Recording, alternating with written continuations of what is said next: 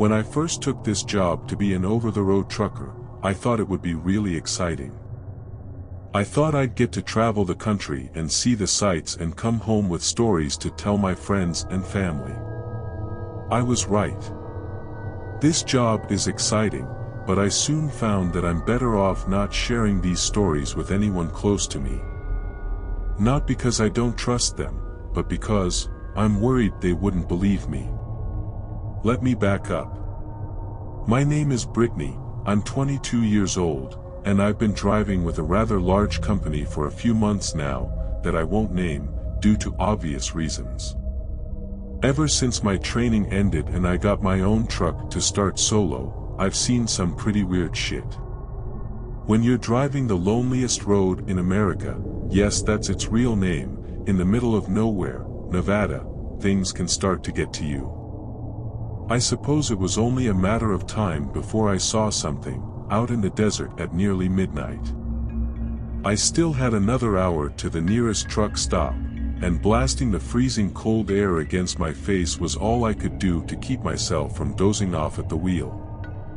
Irresponsible, I know, but until you work this job you don't understand how much lax comes with it.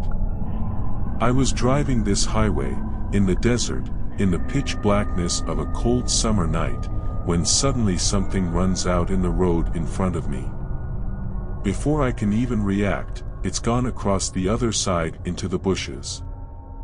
I barely got a good look at it, but I could have sworn it looked like a large, white dog, faster than any dog I've ever seen. I tried to just ignore it and keep driving. I see animals crossing the road at night all the time, it didn't seem like anything to get worked up about. Not even a minute later I feel my truck lurch to the left and into the other lane. I quickly try to swerve and correct it, and easily step on the brake so I don't wreck. It can be easy to jackknife an 80,000-pound metal death machine. I slow it down and regain control. I look for the nearest pullover spot so I can see what the hell just hit my rig, and see if there's any damage. Once I find a spot and turn off, hit my brakes and hop out, I walk around to the other side and see a large dent in the side of my trailer. What the fuck? I say to myself, as I walk over to inspect the side of the trailer. It's a huge dent, at least 5 feet wide and tall. No real shape to it, just a general dent. I can't imagine what could have hit me. My first thought was maybe a boulder rolled down from the side of the hill and smashed into me, but I didn't think I was driving next to any hills or mountains. As far as I knew, it was flat desert. I hear the sound of dirt crunching under footfall behind me and I turn around. My breath catches in my throat and my stomach drops as I see something standing not 50 feet away from me. It's large, menacing, and white. I can't even find the words to describe what this thing looked like. It looked like a very large dog, and that's a stretch. It stood on 2 short, stout legs, with long forearms reaching down past its knees. Its shoulders were broad and heaving, as if it had just ran a marathon. Its head was mostly shaped like a wolf, with a large snout filled with razor-sharp teeth bared in a snarl, saliva dripping from its maw. Its jet-black eyes bore right through me, filled with hatred and hunger. I couldn't move, I was frozen in place. This creature stood between me and my only salvation, my truck. We stared at one another for a moment until I broke the silence. "You are one ugly motherfucker," I said. It snarled at me, then, very unexpectedly, it turned and walked away slowly using all 4 of its limbs, receding into the bushes and into the night. I stood there for what felt like several minutes, wondering if it would jump out and feed on my flesh at any moment. It never came back. I ran around the front of my truck and jumped inside, locking the door quickly and flooring it, as fast as you can floor an 18-wheeler, which is not at all. Soon I was back on the highway and barreling down it as if my life depended on it. For a while it felt like it did. Within a half hour I found myself at the truck stop and shut down for the night. Sleep was difficult that night. I was certain every noise I heard was that damn creature returning. Luckily, the night went on without another incident. Remember guys, be careful out there on the road, you never know what else is out there with you.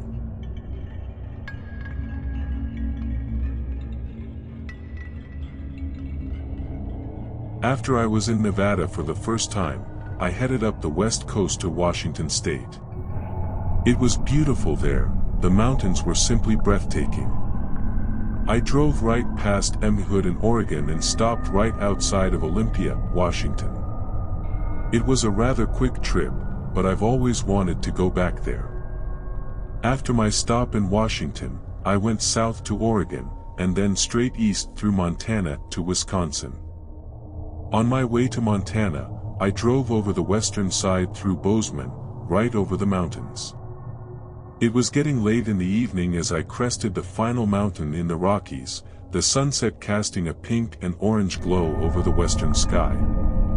If I can help it, I never like to drive at night, but sometimes you just have to in this line of work. I started looking for a place to pull over and sleep for the night. I rounded a bend and saw a small rest area with a large gravel lot and a restroom. Perfect, I thought to myself. I slowed my truck, put my blinker on, and pulled over, parking close to the small bathrooms. There were no other vehicles here, and very little traffic on the road. It was almost dark outside, the last rays of sunlight pouring through my windshield. I was getting myself settled in and ready for bed when I suddenly heard a knocking on my door. This was highly unusual. I've had people knock on my door before, but that was usually if I was parked not so legally at a truck stop, blocking someone or otherwise in the way. But I clearly saw that there was no one else here with me. I should have been alone. I was in the back sleeper berth part of the truck, so I didn't see who was at the door. I was hesitant to answer it. I stepped up front and sat in the driver's seat, grabbing my pocket knife just in case. It was dark in the cab, so whoever was out there, they couldn't see what I was doing. I rolled the window down just enough to see them, but not all the way. "Yes?" I said nervously. The person standing on the ground beside my truck was tall, maybe a little too tall. He looked more or less like a normal man. He was wearing a black and red button-up flannel shirt and blue jeans with brown boots. He just looked like a hitchhiker. He looked up at me with a seriously creepy smile, and I instantly regretted rolling down my window. "Evening, ma'am," he started. "My truck broke down a few miles from here and I was wondering if you could give me a ride into town."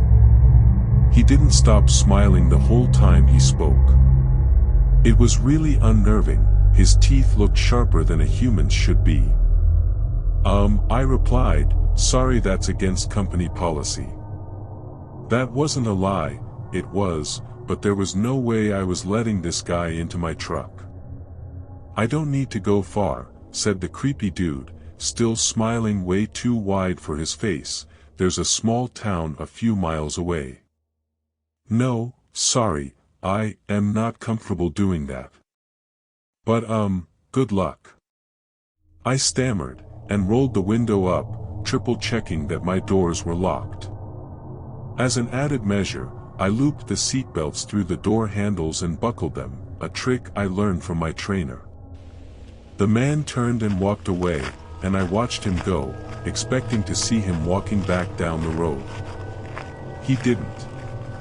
He stepped over the small barbed wire fence that separated the mountainous terrain from the small parking lot, and walked off into the woods. I noticed something that I didn't before, when he was standing close to my truck. There was something wrong with him that I couldn't place immediately. It looked like his legs bent in two places instead of just one. That made my stomach churn. I didn't really want to stay there the rest of the night, but my clock was out, which meant I couldn't drive until I took a 10-hour break. So I reluctantly bedded down for the night. The back of my truck, lacking windows, did a good job to help me feel safe, and I was confident he wouldn't be able to open the doors even if they were unlocked. I was hoping the night would go on without incident. I was wrong. I quickly fell asleep, despite the strange encounter only moments before, but something woke me up a while later. It was dark and silent in my cab, and I lay there trying to figure out what woke me up. I strained my ears to listen, and then I heard it. A gentle tapping noise, like nails on glass. I instantly knew it was coming from up front, but I was too scared to move. I had a bad feeling it was that strange man from before. Why would he be tapping on my window? It's okay, I tried to tell myself, he can't get in, the doors are locked and secured. Good thing I did, because just a moment later I heard a loud banging on the door. It was deafening. I couldn't believe the glass didn't crack under the pressure. It jolted me to high alert, and I felt my heart pounding in my chest. I didn't know what to do. I was in the middle of nowhere. I had no idea how long police would take to respond out here. All I had to defend myself was a small 2-inch long pocket knife, and I did not want to open my door.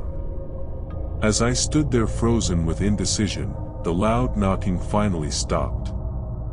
I held my breath, unable to move until I knew whatever was out there was gone. I heard nothing for several moments, and then a high-pitched metal scraping sound from the same door as the banging, and then silence. I faintly heard footsteps in the gravel that seemed to grow more and more distant until they ceased altogether. It took me several minutes to slow my racing heartbeat, until I got the nerve to peek out from my curtains to see if anything was out there. I saw nothing in the small gravel lot, which gave me some relief. Now I really didn't want to stay there for the rest of the night, but I had no choice. I checked my phone and saw it read 1:32 a.m. I went back to bed. I shortly fell asleep, and luckily the rest of the night went by silently. The next morning I woke up as the sun was rising. The comfort of daylight made me feel safe, even though the parking lot was still empty and I was still alone. When I stepped out of my truck, staring at the oddly shaped footprints in the pebbles, I turned to look at my door. On the side were 3 long, thin, evenly spaced scratch marks gouged into my door. They looked at first glance to be claw marks. The more I looked at them, the more they could only be claw marks. I got out of there as fast as I could, and I try really hard never to go through that area of Montana again. This experience freaked me out a lot. There were so many things wrong about that guy who talked to me. If he needed help, why did he walk off into the woods? What was wrong with his legs?